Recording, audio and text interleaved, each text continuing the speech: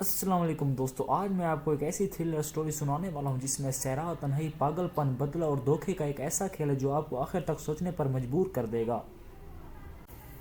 कहानी शुरू होती है एक वीरान सहरा से जहां मीलों तक कोई इंसान नजर नहीं आता। इसी सुनसान जगह पर एक अकेला घर है और इस घर में रहता है जगू, रेलवे का गेटमैन। जगू का काम सिर्फ इतना है कि ट्रेन गुजरे तो इसे हरी झंडी दिखाए। गुज़िश्ता 10 साल से वो यही काम कर रहा है।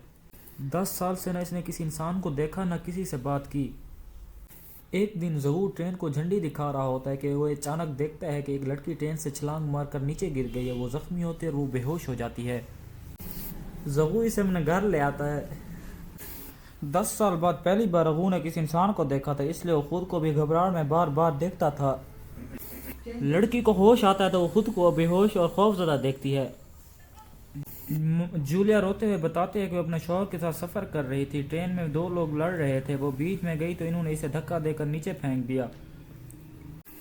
वो कहती है कि इसका शौहर इसे ढूंढ रहा होगा। जहू इसे रोकता है कि यहाँ सराह में कहीं जाने का रास्ता नहीं, लेकिन जूलिया नहीं मानती है। अकेले निकल पड़ती है और गिरकर दोबारा बेहोश हो जाती है। जहू इसे दोबारा उठाकर अपने घर ले आता है। जहू इसे दिलासा देता है। जूलिया भी इस पर थोड़ा भरोसा करने लगती है। अगले दिन जहू कहता है कि जब टेलीफोन बजेगा तो मैं कॉल करने वालों को तुम्हारे बारे में बता दूंगा।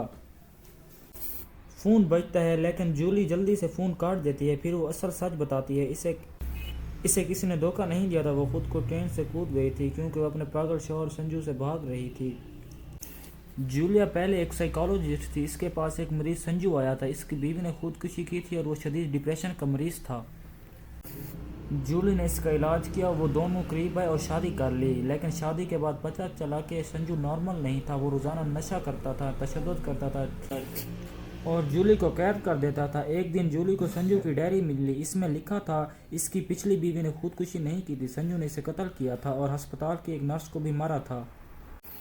जूली इसे छोड़कर भागना चाहती थी। संजू और इसे ज़बरदस्ती ट्रेन में ले जा रहा था। इसी दौरान जूली ने छलांग लगा दी।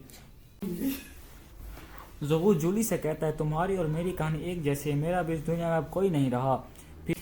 फिर जहू इसे अपनी हकीकत बताता है। जहू की बीवी ने अपने कज़न से नाजायज़ तल्लुकात रखे। इनके 2 बच्चे भी इसी कज़न के थे। जब जहू को पता चला तो इसे गुस्से में आकर जहू ने अपनी बीवी, कज़न और दोनों बच्चों को मार दिया। फिर पुलिस से बचने के लिए वो भागकर इस सहरा में आ गए जहाँ असल गेटमैन जहू को भी इसने मारकर इसकी जगह ले ली। वो कहता है मेरी बीवी जूली पागल है, वो झूठी कहानियां बनाती है। वो कहती है कि वो डॉक्टर है, वो ख़तरनाक है। ये सुनकर वो कंफ्यूज हो जाता है, कौन सच बोल रहा है, जूली या संजू। संजू जूली तक पहुंच जाता है।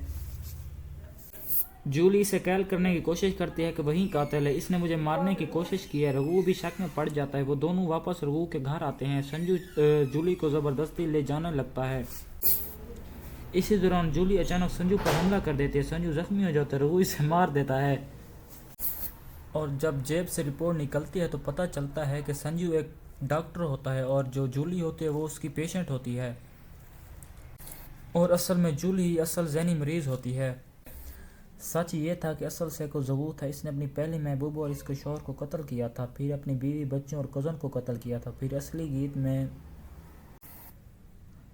गेटमैन को मारा, फिर इस जूली को भी कत्ल कर दिया। जहू सबको मारकर अपनी दुनिया खुद बना लेता है और वो इसी वैरान सहरा में मज़े से रहने लगता है। दोस्तों आप बताएं आपके ख्याल में असल सैको कौन था? नीचे कमेंट्स में ज़रूर बताएं। अगर आपको हमारी वीडियो अच्छी लगती है तो आपने सब्सक्राइब करना, चैनल को नहीं भूलना। शुक्रिया। अल्लाह हाफ़िज़।